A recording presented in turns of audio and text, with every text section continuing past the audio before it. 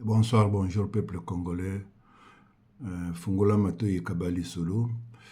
Nous voici encore aujourd'hui nous présenter devant vous, venir partager avec vous notre sujet d'actualité qui est l'intelligence économique. Aujourd'hui, nous voulons aborder le thème religion, opium du peuple. C'est une question qu'on se pose. Alors, dans cette question, la réponse est oui ou non. Il y a une religion qui est l'opium du peuple et il y a une autre qui ne l'est pas. Alors, nous voulons nous commençons par le début pour essayer un peu que les gens puissent nous comprendre.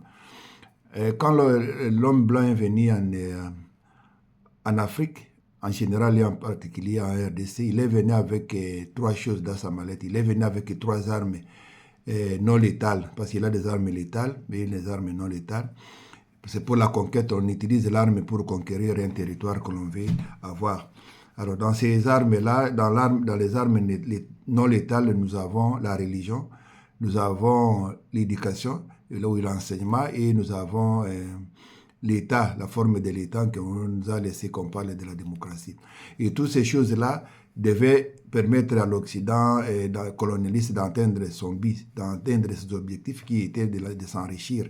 Parce que l'homme blanc ne s'est pas retrouvé en Afrique, non pas avec l'esprit de venir civiliser les Africains ou les Congolais, mais c'est avec l'esprit de s'enrichir.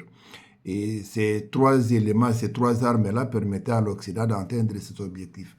Alors, nous voulons parler ce soir, non pas de tout cela, mais nous voulons parler de la religion. La religion a été utilisée comme une arme et a été utilisée encore comme une arme. Voilà pourquoi nous nous retrouvons à RDC. Parce que à RDC, il y a beaucoup plus des églises que des sociétés faites par les Congolais. Alors, et la religion, ce n'est pas que la religion qui est mauvaise en soi. La religion n'est ni bonne ni mauvaise en soi, mais l'utilisation qu'on en fait. Et parce que les gens insinuent des choses qui ne sont pas vraies. Voilà pourquoi nous nous retrouvons avec les publications des diplomates, j'ai oublié son état, son pays, comment il s'appelle encore, celui qui a dit que, Machiavel, qui a dit que la religion est l'opium du peuple. Oui, il y a une certaine religion qui est l'opium du peuple, et il y a l'autre qui ne l'est pas. Vous voyez, et la religion est l'opium du peuple à partir du moment où cette religion contribue à l'exploitation du peuple. Et c'est tout avec le capitalisme. Et les modèles d'organisation que nous avons vu qui prônent le capitalisme avec le libéralisme économique, associer ces modèles-là avec la religion telle qu'on nous l'avait léguée, cela constitue effectivement l'opium du peuple et cela contribue à l'appauvrissement. Alors, si nous voulons parler des problèmes de la religion opium du peuple, c'est parce que nous avons une autre vision de voir la religion qui peut contribuer efficacement au développement d'une nation. Alors, et c'est cette façon-là que nous voulons partager avec vous une autre religion qui n'est pas l'opium du peuple, une autre religion qui fait sortir l'homme congolais en particulier, l'homme noir d'Afrique, de l'exploitation de l'homme par l'homme, de ce que Karl Marx avait parlé. Alors, dans l'Occident capitaliste, ils ont accumulé beaucoup de revenus, ils ont accumulé beaucoup d'argent avec la traite négrière où on amenait les Noirs pour aller travailler les travaux des champs aux Amériques. Et ils ont accumulé beaucoup d'argent qu'ils ne savaient plus quoi faire, qu'ils ont emmagasiné dans des structures qu'on appelle des banques. Et pour produire, on demande un financement, vous devez vous endetter auprès des banques pour être financé. Mais notre manière que nous voulons proposer ici, c'est ils ont accumulé ce que le travail est déjà produit. Parce que ces gens ont travaillé, ils ont produit quelque chose, et c'est ces revenus-là qu'on a accumulés dans des banques.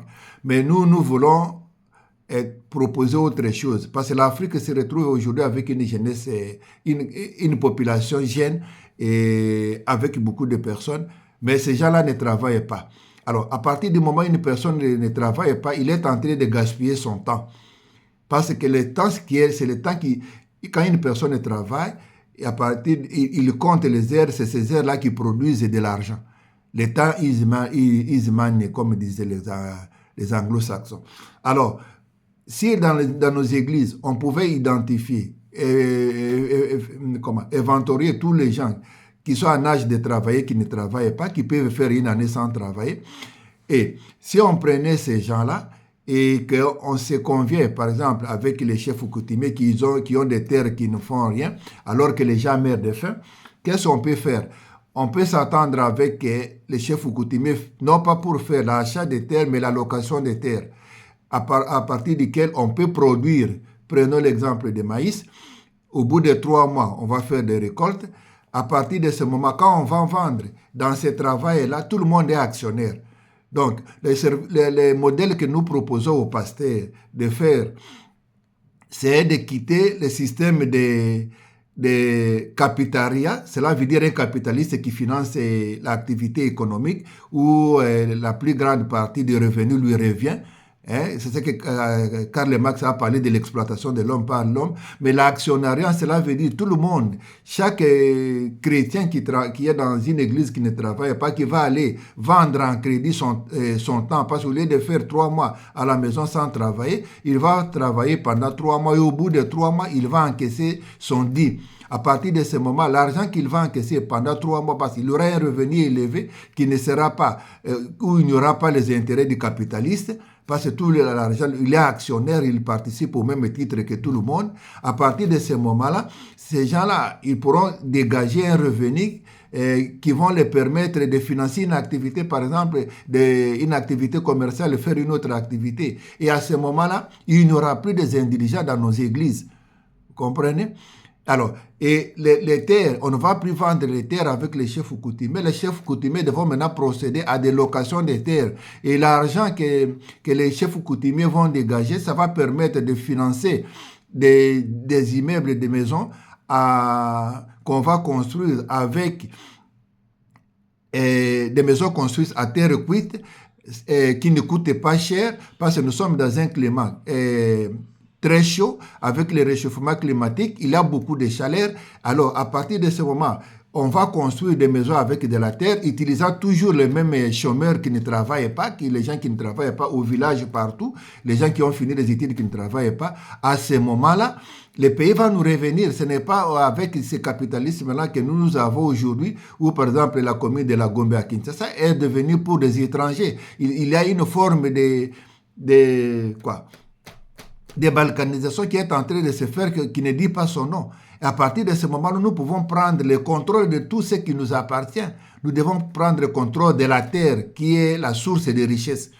Vous voyez, nous n'avons pas des usines où nous pouvons donner aux générations futures, parce que tout ce que nous avons, ce sont des recherches épuisables. Vous voyez? Et à partir de ce moment, nous allons construire non pas des banques de crédit, mais des crédits où on va aller vous donner des crédits, mais des banques de travail où on peut prendre, où vous pouvez vendre les actions du travail. Et la prochaine fois, je vais vous expliquer comment la monnaie a été créée, comment on peut rendre ces bons de travail-là cessibles pour que tu peux encaisser l'argent avant l'échéance. Et voilà ce que j'ai voulu partager avec vous.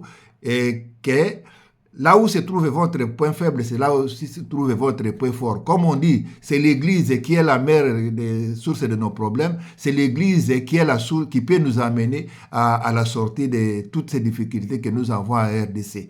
Et il n'y a que des sortes de gens qui parlent que l'Église qui est à l'origine de nos souffrances. Voilà ce que j'ai voulu partager avec vous ce soir et à la prochaine vidéo.